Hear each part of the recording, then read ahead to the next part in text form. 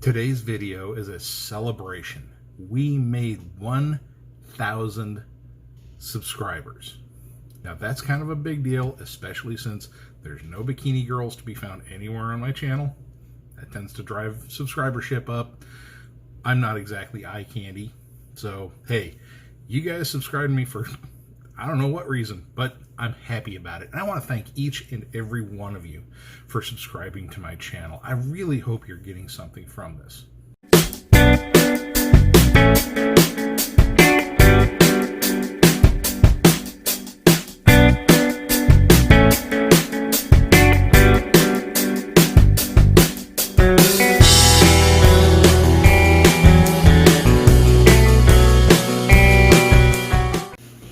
Today we're going to do a quick overview and discussion of the benefits and features of the 2020 model version of the Coleman Sundome 6.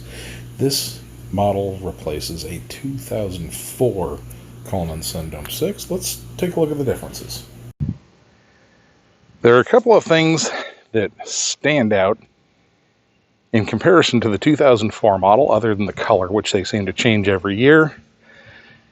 And they're most notable at the backside of the tent. The 2004 model had a 10-foot by 12-foot footprint. The 2020 has a 10-foot by 10-foot footprint.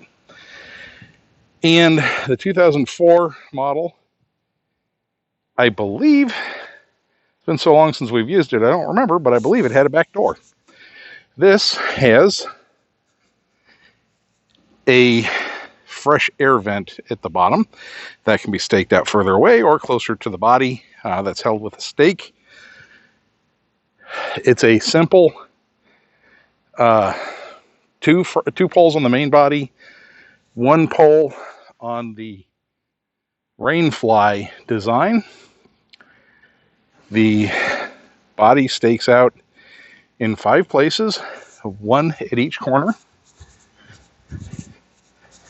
And there's a tab that wasn't here on the 2004 model, right there at the corner of the door, that helps keep the door from moving around on you. It's actually a very nice feature. The welcome mat part is no longer part of the tub floor. It's separate. I could see the attached version being a problem. That could get ripped off and cause a hole in the floor, so I get it. Let's take a look at some other parts. The rainfly has a guy line gusset at each corner and midway on each side that helps stabilize the tent and make it more wind and rain stable. And you can see the color's not too terribly shabby. Now it's 85 degrees out here. It's in the afternoon. Let's go inside the tent and see how it feels. I'm standing full height under this tent. I used to be 6 foot tall. I no longer am.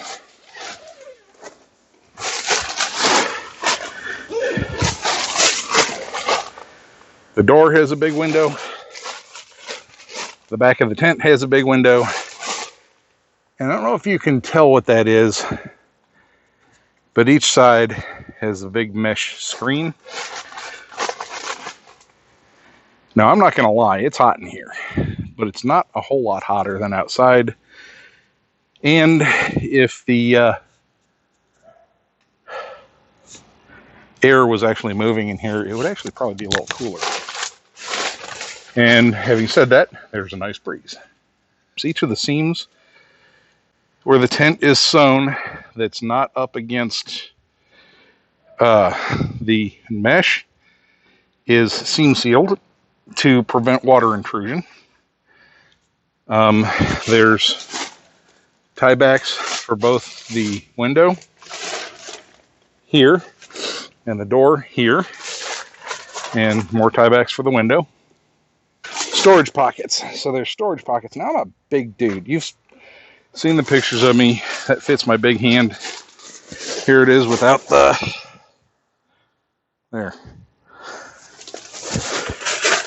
I might be able to fit both of my really large hands in those pockets. Down here in the front corner, as you're looking outside of the tent, it'd be the right corner looking towards the door from the outside. It'd be the left lower corner. There's the E-port where power cables come in. The 2004 version did not have that. Let me turn this off, take this tent down, and then we'll talk about it a little bit. As you've seen, I'm a big guy, okay? That's no secret. That causes me some problems I'm trying to work around, and that's one of the reasons that I bought the Coleman Sundome 6. I wanted a simple, easy to set up tent. I didn't want an instant set tent. I've got my reasons for that. The instant set tents, for me at least, actually take longer and involve more stooping and more lifting of heavier objects to set up.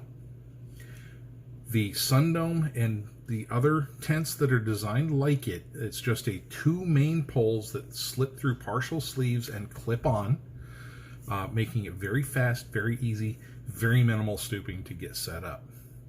I've got the 2 main poles. Along with the 2 main poles that support the main part of the body, there's also the Rainfly, which has one short, kind of lightweight pole that pops it up and creates sort of an awning-ish thing over the windows, the back window and the door.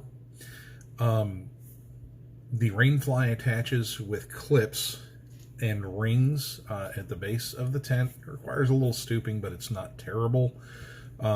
Just hook one end, drag it over diagonally to the other side, and clip it over. It really does help to have an assistant, but it's not undoable, and, well, honestly, it's not painful, at least for me, to do that, okay? There are a grand total of 14 stakeout points, and one thing I'd like to mention, I understand Coleman wanting to use inexpensive guy lines. I'm going to replace these guy lines. I don't like them. I want something much more visible in the dark. These plain white guy lines look like they'd be something that would be easily tripped on. I'm probably going to get some paracord, some reflective paracord in as close to, well, that green color right there as I can. I know it exists. I have seen it at Walmart. I just haven't seen it there recently. I have not seen it at any of my local vendors, just Walmart. So, yeah, I don't really want to do business with a big box, but I don't have a choice, I don't think. Anyway, so 14 guy out points that really make for a very stable environment. Like I pointed out, it's seam sealed. It's well seam sealed. I've had other tents in the past that weren't. This one really, really is. The Coleman does a great job with weather sealing, and the little baffles that go over the zippers and stuff create a path for water to go instead of seeping through the seams or through the zippers. It really, really does a good job of keeping you dry in the tent. The luck we have with camping, chances are we're going to have a chance to test the weather tightness of this tent when we take it out in December. For some reason, every time my lovely wife and I go camping, we get rained on hard. No idea why. It just happens. So, yeah, we'll give you a demo of that if I can. Having said that, it'll probably be high and dry, but hey, you know, what can I do about the weather? So that's more or less it on this tent. The price is very, very reasonable. You can buy a less expensive 10 by 10 tent with a, 72 plus inch center height. They exist. I don't know if you're going to get a better quality tent in this size range for the price. I believe this one came in right at $100. I know that Ozark Trail used to make a copy of it that had a weird hoop bow over the door and the back window. but they tended to flop around when the wind came. I don't think I'd go for it. There's certain manufacturers, I just won't buy their tents. I don't have a problem with Ozark Trail per se, and I'm not going to say which manufacturers I don't like, but I will say this much. The manufacturers whose tents I've had that I really, really enjoy and find to be very high quality for the price has been Coleman, Eureka, and Sierra Designs. Sierra Designs tends to be a bit more expensive than Coleman and Eureka, more specialty oriented, but they're all very, very well made tents. I'm sure there's lots of other manufacturers out there that do a great job. So anyway, hopefully you found this video useful, and I hope that you found at least some, especially if you're like me, a larger person who has some issues. I really do hope that you found this helpful.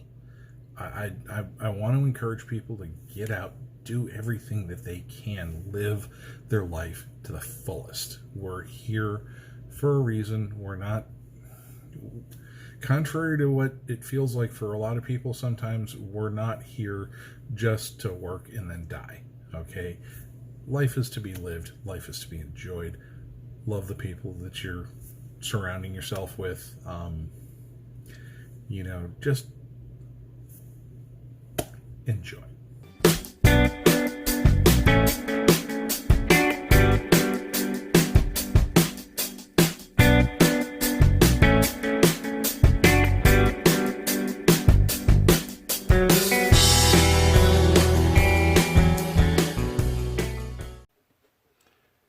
If you like my videos, remember to like, share, and subscribe to my channel. Feel free to go back into the old catalog by clicking my channel and then clicking on the videos link. There's lots of decent stuff back there you may be interested in. And like I always say to you folks, be busy, be productive, be safe, but most of all, be blessed. I'll talk to you later. Thanks for watching.